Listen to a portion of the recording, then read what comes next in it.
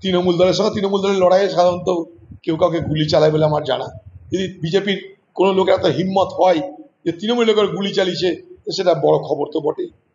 কোচবিহারে গুলিবিদ্ধ তৃণমূল নেতা, প্রতিবাদে রাস্তা অবরোধ করে বিক্ষোভ তৃণমূল কংগ্রেসের, রাস্তায় টায়ার জ্বালিয়ে প্রতিবাদ। গতকাল গুলিবিদ্ধ হন তৃণমূল নেতা ও কোচবিহার 2 নম্বর পঞ্চায়েত সমিতির কর্মাধ্যক্ষ রাজু দে। এই হামলার সঙ্গে জড়িত সন্দেহে বিজেপি বিধায়কের ছেলেকে আটক করে পুলিশ।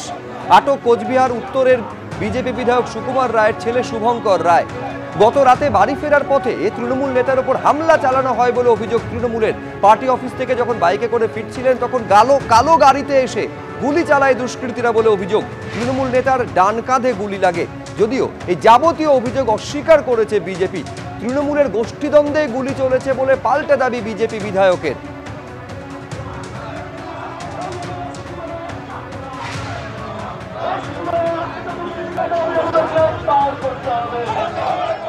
ইতিমধ্যেই কিন্তু কোচবিহারের পুন্ডিবাড়িতে সেখানে টায়ার জ্বালিয়ে বিক্ষোভ শুরু করেছে তৃণমূল কংগ্রেস কর্মীরা। এবং যেটা গতকালের ঘটনা, তৃণমূল কংগ্রেসের কোচবিহার 2 নম্বর পঞ্চায়েত সমিতির কর্মাধ্যক্ষ তিনি গুলিবিদ্ধ হয়েছেন এবং রাজু দে গুলিবিদ্ধ হয়েছেন এবং সেই গুলি চালানোর অভিযোগ উঠেছে বিজেপি আশ্রিত দুষ্কৃতীদের বিরুদ্ধে। এবং তারপর থেকেই কিন্তু আজ সকালে এই কোচবিহার উত্তর বিধানসভা কেন্দ্রের 3টি জায়গায় কিন্তু এই যে তৃণমূল কংগ্রেসের বিক্ষোভ কর্মসূচি চলছে। একদিকে যেমন এই পুন্ডিবাড়িতে চলছে, চকচকাতেও কিন্তু একই প্রতিবাদ কর্মসূচি চলছে এবং কোচবিহার উত্তর কেন্দ্রের বিজেপি বিধায়ক সুকুমার রায়ের বিরুদ্ধে স্লোগান উঠছে। তাদের অভিযোগ যে সুকুমার রায়ের নেতৃত্বে তার আশ্রিত দুষ্কৃতীরা এই হামলা চালিয়েছে এবং তাদের নেতাকে গুলিবিদ্ধ করা হয়েছে। এবং আজকে সকাল থেকেই কিন্তু এলাকায় উত্তেজনা ছিল, যেটা সকালে দেখিয়েছি আমরা। দুটো গুলি, একটি গুলির খোল এবং একটি তাজা গুলিও উদ্ধার হয়েছে ঘটনাস্থল থেকে। এবং তারপরেই কিন্তু বিভিন্ন জায়গায় তৃণমূল কংগ্রেস গতকালই ঘোষণা করেছিল যে তারা এই ঘটনার প্রতিবাদে জায়গায় জায়গায় উত্তর বিধানসভা কেন্দ্রে জায়গায় জায়গায় বিক্ষোভ কর্মসূচি নেবে। এবং সেই মতো কিন্তু পুন্ডিবাড়ি জাতীয় সড়ক অবরোধ করে ইতিমধ্যেই কিন্তু তৃণমূলের যে বিক্ষোভ কর্মসূচি, পথ অবরোধ, সেটা চলছে। টায়ার জ্বালিয়ে এই পথ অবরোধ চলছে, যেখানে স্থানীয় তৃণমূল নেতৃত্ব তারা কিন্তু উপস্থিত রয়েছেন। এবং তাদের দাবি যতক্ষণ না পর্যন্ত অপরাধীরা গ্রেফতার হচ্ছে, শাস্তি না পাচ্ছে, ততক্ষণ কিন্তু তাদের এই আন্দোলন সেটা কিন্তু জারি থাকবে। কিছু নেই তো, এই উত্তর বিধানসভা কেন্দ্রে বিধায়ক তথা প্রাক্তন জেলা সভাপতি বিজেপির, তার মদতে গত 29 তারিখ রাজারহাটের আমাদের দলীয় কর্মীকে তুলে নিয়ে গিয়ে তাকে সে মারার চেষ্টা করা হয়। এবং গতকালকে রাতে আমাদের প্রাক্তন চকচকার সভাপতি, বর্তমান কোচবিহার 2 পঞ্চায়েত সমিতির কর্মাধ্যক্ষ, তাকে তার বাড়ির সামনে রাতের অন্ধকারে তাকে গুলি করা হয়। এবং যেখানে সিসিটিভিতে দেখা গেছে যে বিধায়কের গাড়ি, সেই কাজে বিধায়কের গাড়ি ব্যবহার হয়েছে। এবং যতদূর যা শোনা যাচ্ছে সেই কাজে বিধায়কের নিজের ছেলে এবং বিধায়কের সঙ্গে যারা উপস্থিত থাকে সব সময়, তারা জড়িত আছে। আমরা এর মধ্যেই খবর পেয়েছি যে পুলিশ বিধায়কের একজন ছেলেকে এবং বিধায়কের ড্রাইভারকে নাকি অ্যারেস্ট করেছে।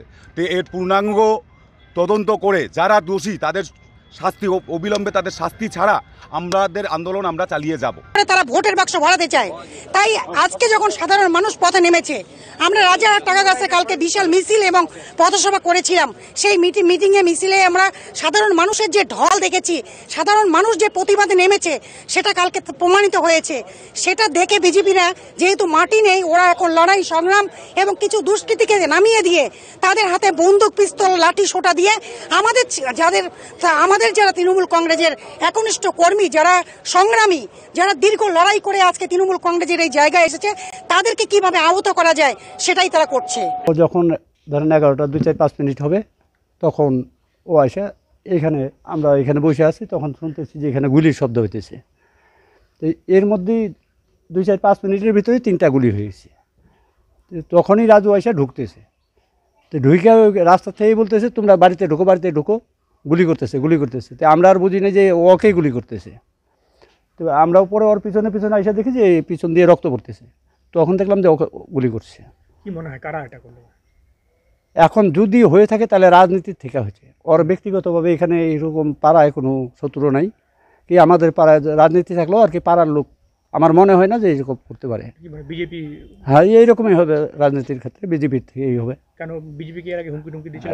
ওর মাঝে সাথে তো এই হয়, এর আগে নীলকুঠিতে হয়েছে। মূল তো অনেক কিছুই বলতে পারে, কিন্তু ভারতীয় জনতা পার্টি কোনো সন্ত্রাসের রাজনীতি, খুনের রাজনীতি করে না। যে রাজুদের কথা কর্মাধ্যক্ষ পঞ্চায়েত সমিতির, ওর অনেক অভিযোগ আছে ওর বিরুদ্ধে। কয়েকদিন আগে মিশন নার্সিংহোমে ভাঙচুর করলো, তার আগে গোষ্ঠীদ্বন্দ্ব, নিজেরা মারামারি করছে, অনেক কার্যকর্তাদের আমাদের মেরেছে, গাড়ি ঘোড়া ভেঙেছে। ওর পারিবারিক গণ্ডগোল। রাত্রিবেলা 8টার পরে সে মদ খেয়ে আমার ছেলেকে যাতা গালাগালি করছে, রাজভর ও গালাগালি করছে, ও বলছে এদিকে আয়, ও বলছে এদিকে আয়, এরকম হয়েছে। আর 11টার সময় এই ঘটনা ঘটছে। এখন পুলিশ বলছে যে রাজভরকে খুঁজতে যেয়েই ওকে গুলি করছে। এগুলো সব একটা পরিকল্পনা। শাসক দলের গোষ্ঠী কোন্দলই হবে, বিজেপিকে মেরে কুচবিহারে কিচ্ছু রাখেনি। আমাদের নিশীথ প্রামাণিককে এবার জোর করে হারানো হয়েছে, এবং নিশীথ প্রামাণিক হারার পর ওখানে উদয়ন গুহ নামে একটা সার্টিফাইড গুন্ডা আছে, তার অত্যাচারে ওখানে বিজেপির কর্মীদের মেরে ধরে তাদের বাড়ি ঘর ভেঙে তার বাড়ির মহিলাদের সাথে নানা রকমের বাজে ব্যবহার করে এমন অবস্থা করেছে ওখানে বিজেপির ক্ষমতা নেই যে ওদেরকে মারবে।